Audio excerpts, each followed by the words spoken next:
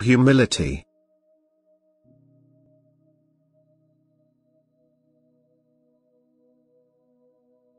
Approach God in all humility and He will lovingly draw close to you.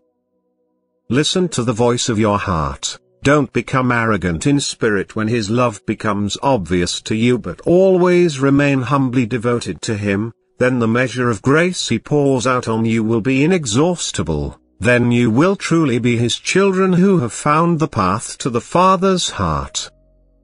Humility must completely fill you, and even the greatest gift of love must not let you become arrogant, for it is only His greater than great love which bestows that gift upon you, but not your worthiness.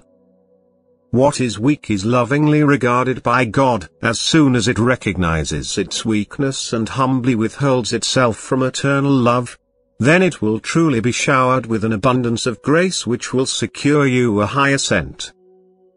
And thus a simple explanation is given to you humans when and how God bestows His gifts of grace. Information is given to you as to what alone is necessary in order to receive a richest measure of grace.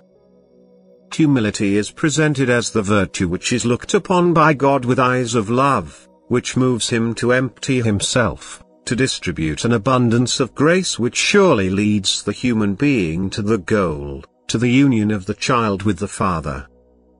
Just as a child approaches the Father in all humility, so the human being must also feel humble towards the eternal Father. But where humility fades, God also withdraws His grace. Humility, however, demands nothing for itself. Humility feels so infinitely small in the face of the divinity, which it certainly suspects but does not dare to address.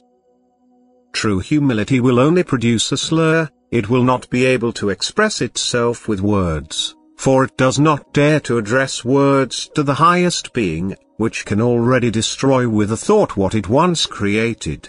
Humility is silent and only falls down before the face of God, pleading for His mercy. Humility waits patiently until it is raised up by His benevolent hand.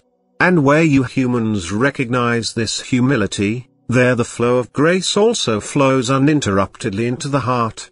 The God's presence is evident. There the connection from earth to heaven is created. The God inclines Himself to earth and fills the vessel with His grace which is held out to Him openly, the heart which humbly surrenders itself to God in the knowledge of its unworthiness and weakness.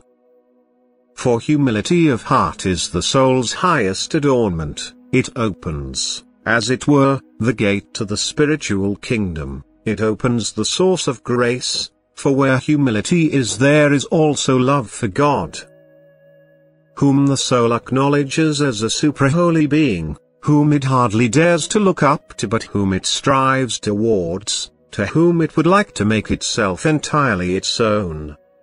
The soul's humble devotion to its Creator and Father from eternity is the shortest path to Him, for a powerful wave of love and grace carries it over all obstacles to the Father's heart, who graciously draws it to Himself because a humble soul is well-pleasing to Him. True humility of heart need not be outwardly recognizable, rather it often hides behind an impenetrable nature. For true humility does not apply to people but to the God and Creator from eternity. True humility does not venture forth, it walks silently.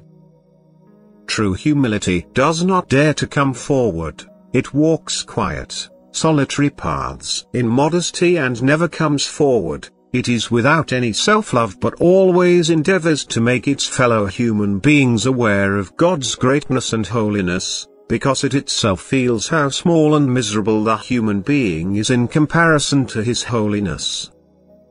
And she will find grace in abundance. For her whole being is an abhorrence of the former sin of apostasy from God, whom she would never ever want to offend and who therefore grasps her will, which is fully turned towards Him, and draws the soul to Himself in the most ardent merciful love. Amen.